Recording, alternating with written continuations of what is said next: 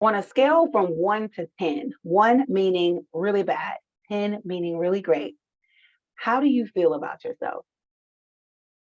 Like, how would you rate your level of self esteem? The reason that I'm asking you this question is because self esteem is critical. Self esteem is not selfish. As Ian Van Zant would say, it's self full. There was a time in our life as humans where self esteem was survival. It was the only way for you to survive. And in a sense, self esteem today is still that. Self esteem is the key to joy, it's the key to happiness, it's the key to fulfillment.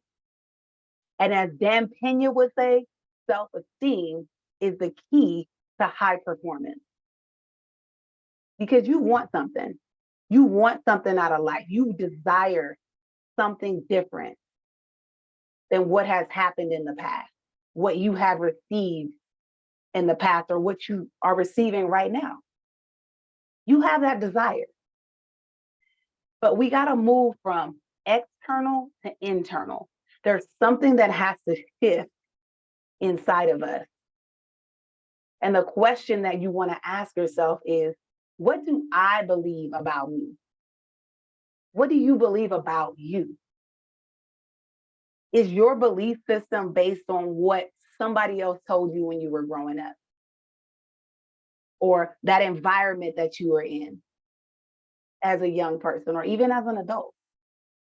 Was your self-esteem defined by your relationship? Was it defined by your accomplishments? Where did you get that self-esteem from? And what I want you to do now is take your power back. Because self-esteem is yours. It belongs to you. It's nobody else's. It's something that is within your control. So if you don't like the way you feel about yourself, you can change that. You can change that because all it is a belief system. And people have heard me say this. Abraham Hicks says that a belief is just a thought that you keep thinking. It's just a practice thought. It's something that you continue to think over and over and over again. And unfortunately, many of the beliefs that we have about ourselves, a lot of times is critical. It's negative. What would happen if we change that? What would happen? So I was listening to Tony Robbins, as I always do. Love me some Tony Robbins. And he said, I want to let y'all all in on a little secret. He said, do you want to know what the secret to happiness is? And he said, it's one word: progress. It's progress. That's the secret. Now, there's other things that can lead to happiness too, but progress is a big one. Growth, contribution. So when you heard me talk about the 6 human needs that Tony Robbins explains, and he says that growth and contribution are a part of our genetic makeup, we have to be growing in an area. And that ties right back into self-esteem, because if I'm growing in that area, I'm going to feel more confident. If I'm contributing to something bigger than myself, I'm going to raise my self-esteem. So today I was teaching a class with some men. I actually had a group of 28 men, and we talked about building personal development. We talked about building skills, because there are some things that we do and we just have it natural, right? We're just kind of born with it. But there's other things that we really need to work at. We really do. But when we commit ourselves to working at something every single day, repetition, that repetition is the mother of skill.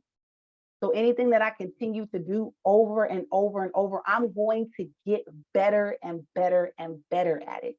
It doesn't matter if you suck at it right now. That's okay. You got to start somewhere. But if you commit yourself to that process, and like Eric Thomas would say, you got to love the process. not the prize. We all got our eyes on the prize and what we want that outcome to be. But we got to fall in love with the process because that's where all the work happens, right? That's where we have to really tap into ourselves and explore what's going on inside of us. So, one of the things that I've learned to do is to develop specific skills. Most of them are professional, but this could be anything, and just continue to do my work at it. And over time, you are going to see your progress. You are going to see your evolution. You're going to see your change. And people will start saying things like, wow, like I noticed that you're talking different.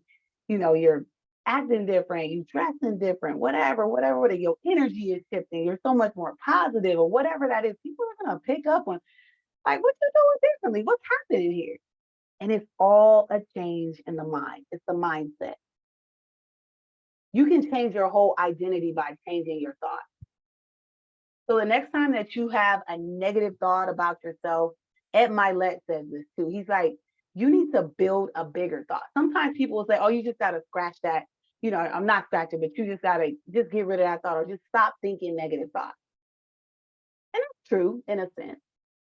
But if you've been thinking those thoughts for a long time, it's going to be harder to stop thinking them right off the bat, right? Because your brain is kind of wired that way. So I love how Ed Milet explains this, and he basically says that we have to build something bigger than that thought. And I love I am statements.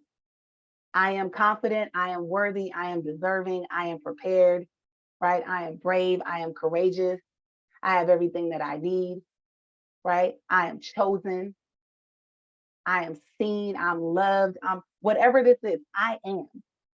Start to utilize those I am statements because that's gonna help you build the bigger belief about yourself. I am worthy. I have what it takes. I have everything that I need right now. It's all around me, right? I am perfectly made. I am a one of a kind, unique design. Whatever that is that you want, start shifting your words because words are so powerful. As the Bible says, life and death is in the power of the tongue. So what are you saying about yourself? Love yourself. Give yourself grace. And I hear people say all the time, well, I'm not 100%. I'm not like myself. Hey, if you're giving the best that you got and doing the best that you can every single day, that's 100. 100, right? But what I do want you to do is challenge yourself to create a new belief system about who you are. You get to decide that. It's a decision that you make. That's your power. And you have the ability and the authority to take that power back. So I pray that this information was a blessing to all of you. I got my shirt on. Hey, I'm representing. Right? Remember, self-esteem is a state of the mind, right? You get to choose it. So feel good about yourself, love yourself, work on yourself, appreciate yourself, see yourself differently. See yourself through the eyes of God. How does God see you? And that's how I want you to start seeing yourself every single day. So I hope this was a blessing. Remember, don't stop, don't quit, and don't give up. God bless.